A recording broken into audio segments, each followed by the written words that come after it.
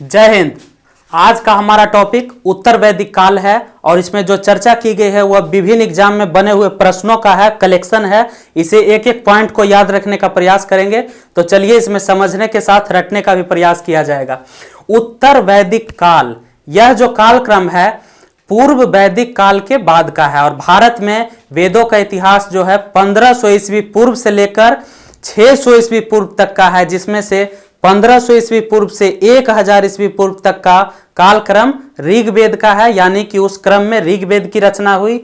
और उसके बाद जो कालखंड है 1000 ईस्वी पूर्व से लेकर 600 ईस्वी पूर्व, इस कालखंड में अन्य 3 वेदों की रचना हुई। हमारे पास कुल 4 वेद हैं, जिसमें से कि ऋग्वेद, यजुर्वेद, सामवेद और अथर्ववेद, जिसमें से हम इस खंड में 3 वेदों की चर्चा करेंगे। और ऋग्वेदिक काल मैंने पुराने वीडियो में पढ़ा रखा है, आप देख लेंगे।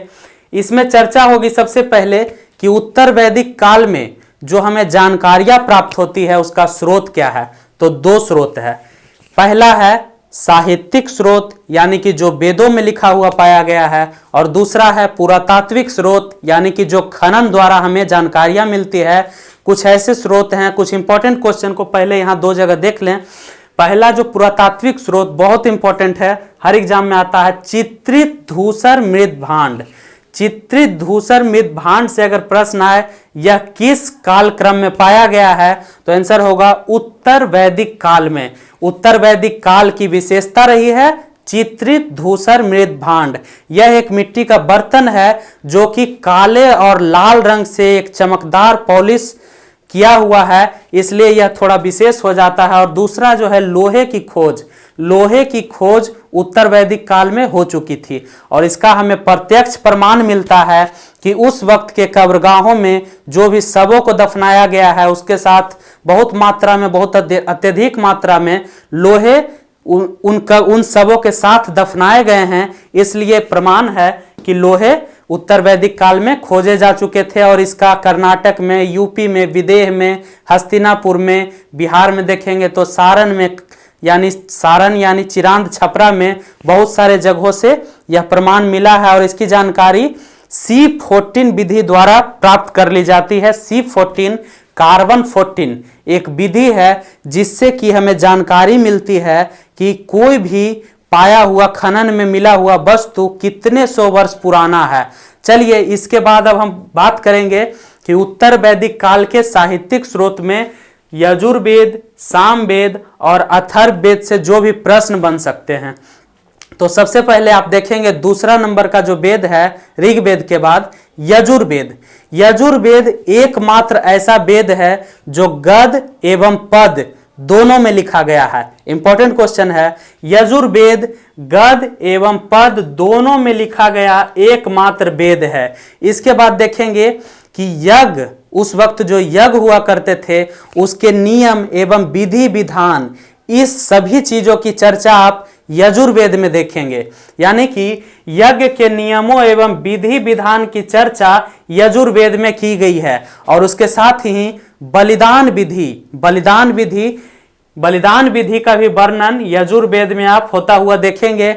और सबसे इंपॉर्टेंट कि जो यजुर्वेद के मंत्रों का उच्चारण या उसके पाठकर्ता जो होते थे, जो पुरोहित होते थे, उसे हम कहते क्या थे? तो यजुर्वेद के पाठकर्ता को अर्धवर्यु कहा जाता था। अर्धवर्यु, यह वेरी वेरी इंपॉर्टेंट में याद रखेंगे। यजुर्वेद के पाठकर्ता को अर्धवर्यु कहा जाता था। फिर से एक बार, यजुर्वेद गद एवं पद में लिखा हुआ एकमात्र वेद है। इसमें यज्ञ के नियम एवं विधि विधान की चर्चा की गई है, बलिदान विधि की चर्चा की गई है और इसके पाठकर्ता को अर्धवर्यु कहा जाता है। इसके बाद तीसरे नंबर का जो वेद है वह है सामवेद। सामवेद की चर्चा करते हैं। साम का शाब्दिक जो अर्थ होता है, साम का अर्थ होता है गान। साम का शाब्दिक अर्थ ही होता है गान।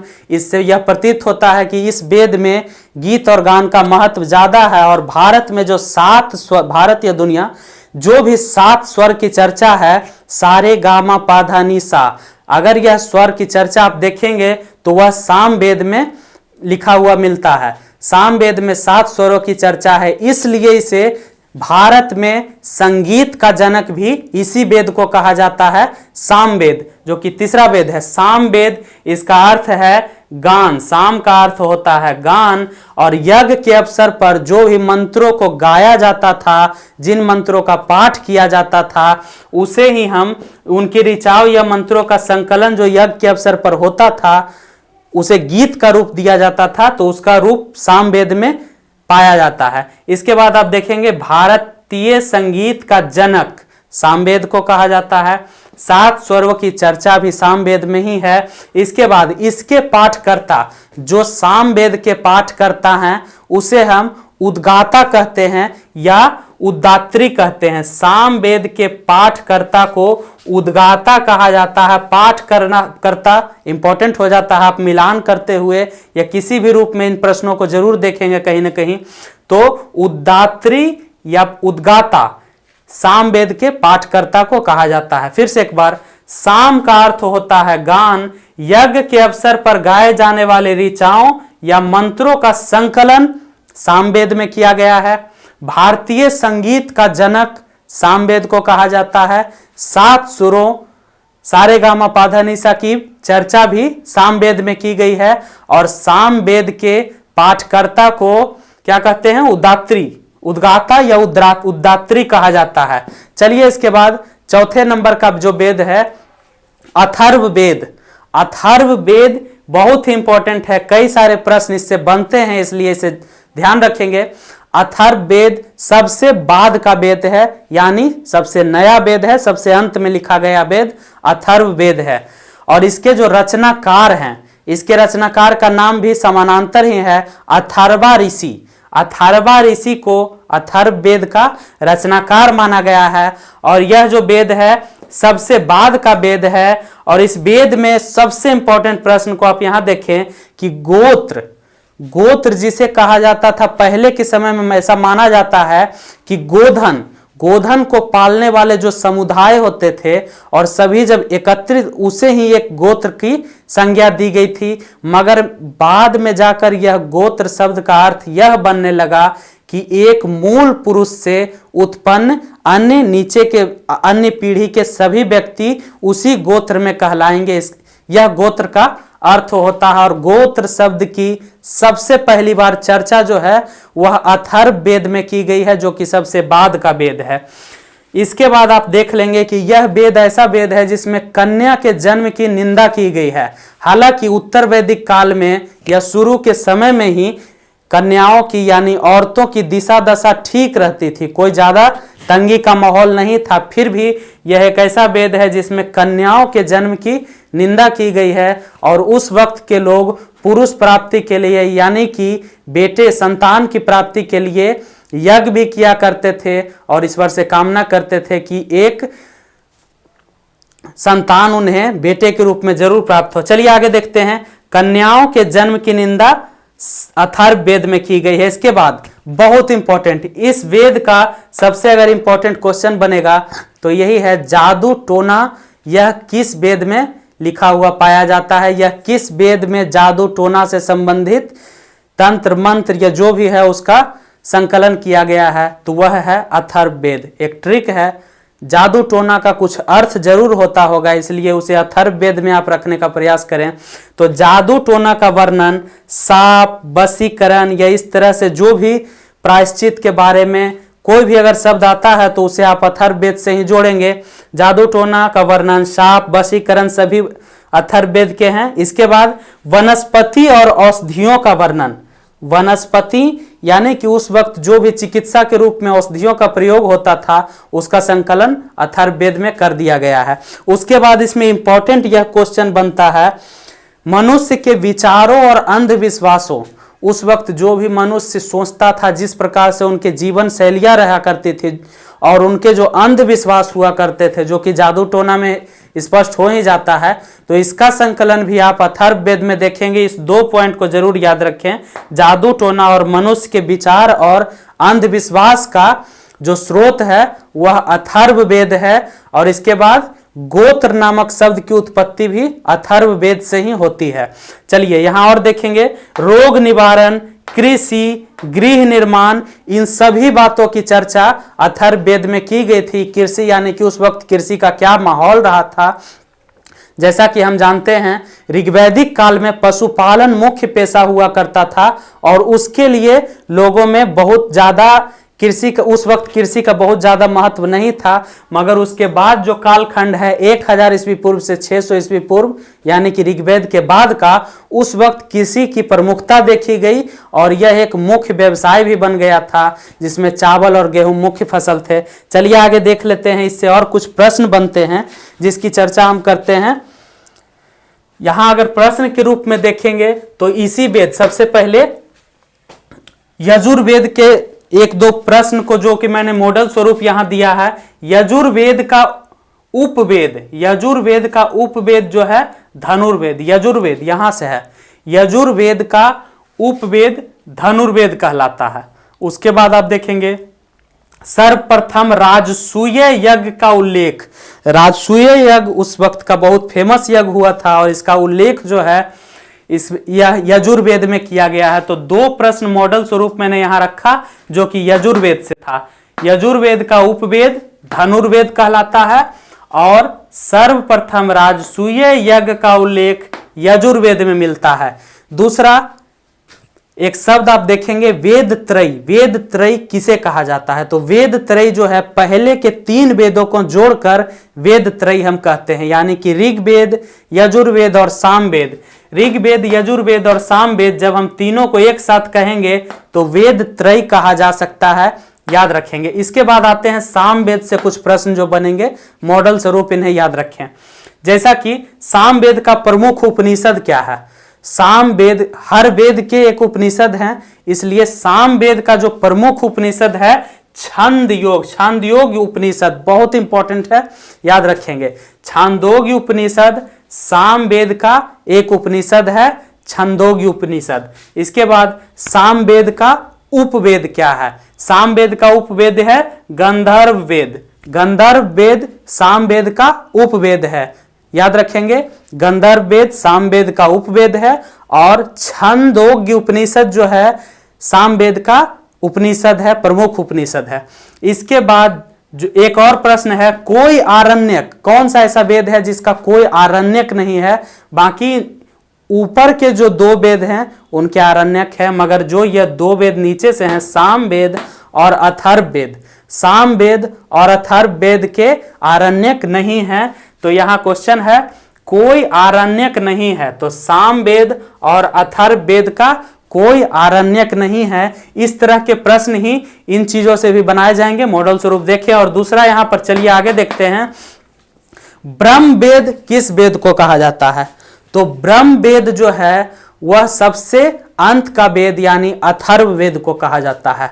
ब्रह्म वेद अथर्ववेद को कहा जाता है और ब्रह्म वेद का जो शाब्दिक अर्थ होता है वह है श्रेष्ठ, श्रेष्ठ वेद। ब्रह्म वेद मतलब श्रेष्ठ वेद और यह अथर्ववेद को कहा जाता है। इसके बाद देखेंगे अथर्ववेद के पाठकर्ता यानी उनके मंत्रों के जाप करने वाले पुरोहित को क्या कहा जाता था?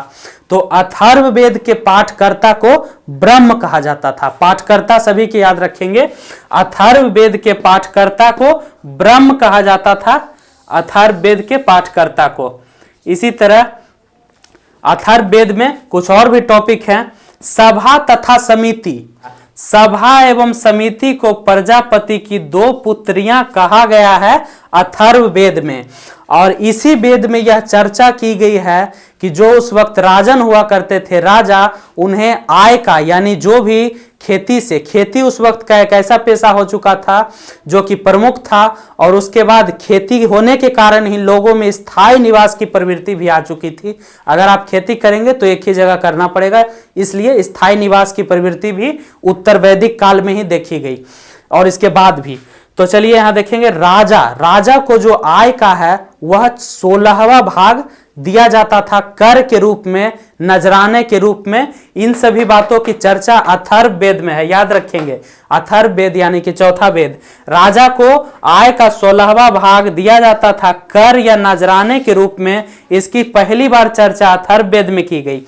इसी वेद में एक बहुत इंपॉर्टेंट चर्चा है, कुरु के राजा परीक्षित के बारे में। कुरु के राजा परीक्षित का उल्लेख जो है वह अथर्ववेद में किया गया है। और कुरु जिससे कि आप जानते होंगे कुरुक्षेत्र, एक नाम सुने होंगे, जो कि दिल्ली के आसपास का ही क्षेत्र है, उसे हम कुरुक्षेत्र के नाम से जानते हैं। तो कुरुओं के जो राजा हुआ करते थे परीक्षित, इन्हीं लोगों के द्वारा उस क्षेत्र को जीता गया था, उसका नाम कुरु था और बाद में वह कुरुक्षेत्र के नाम से जाना जाने लगा।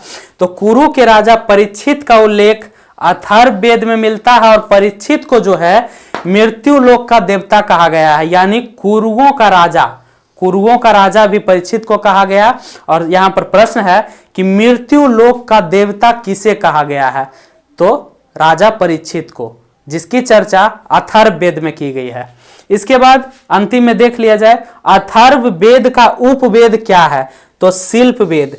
शिल्पवेद जो है वह अथर्ववेद का उपवेद है। तो एक बार फिर से इन सभी चीजों को जल्दी से रिवीजन कर लिया जाए।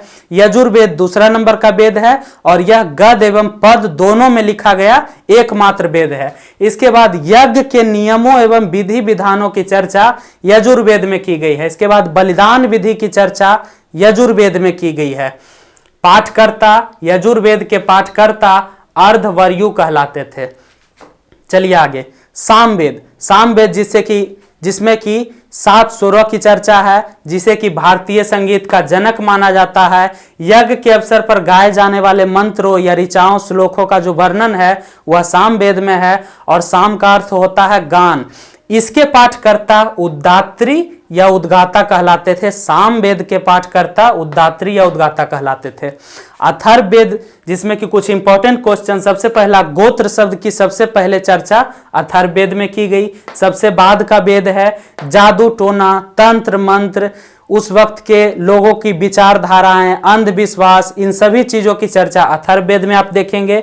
और इसमें कृषि के कार्यों, गृह निर्माण, रोग निवारण, इन सभी चीजों की चर्चा अथर्ववेद में की गई है। यानी कि मनुष्य उस वक्त, और यह भी है कैसे व्यापार किया जाता था, उस व्यापार के प्रमुख मार्गों, सभी की चर्चा अथर्ववेद में आप देखेंगे। और इसमें कुछ प्रश्न जो बनेंगे, यजुर्वेद का उपवेद धनुर्वेद। सर्वप्रथम राजसूय, बहुत इंपॉर्टेंट, सर्वप्रथम राजसूय यज्ञ का जो उल्लेख है यजुर्वेद में होता है। वेद त्रयी, तो वेद त्रयी ऊपर से तीनों वेद, ऋग्वेद, उसके बाद यजुर्वेद और सामवेद, इन तीनों को मिलाकर वेद त्रयी कहते हैं। इसके बाद सामवेद का जो उपवेद है, सामवेद का उपवेद गंधर्व वेद कहलाता है, सामवेद का उपवेद। इसके बाद आ जाते हैं कोई आरण्यक नहीं है, तो नीचे से दोनों वेद सामवेद और अथर्ववेद, इनके कोई आरण्यक नहीं है। सामवेद और अथर्ववेद के आरण्यक नहीं है। ब्रह्मवेद किसे कहा जाता है, ब्रह्म यानी कि श्रेष्ठ, तो ब्रह्मवेद कहा जाता है अथर्ववेद को। इसके बाद सभा और समिति प्रजापति की 2 पुत्रियां, किस वेद में इसका वर्णन है कहा गया है, तो अथर्ववेद। सभा और समिति को प्रजापति की 2 पुत्रियां अथर्ववेद में कहा गया। राजा को आय का 16वां भाग प्राप्त होता था उत्तर वैदिक काल में, इसकी चर्चा अथर्ववेद में है।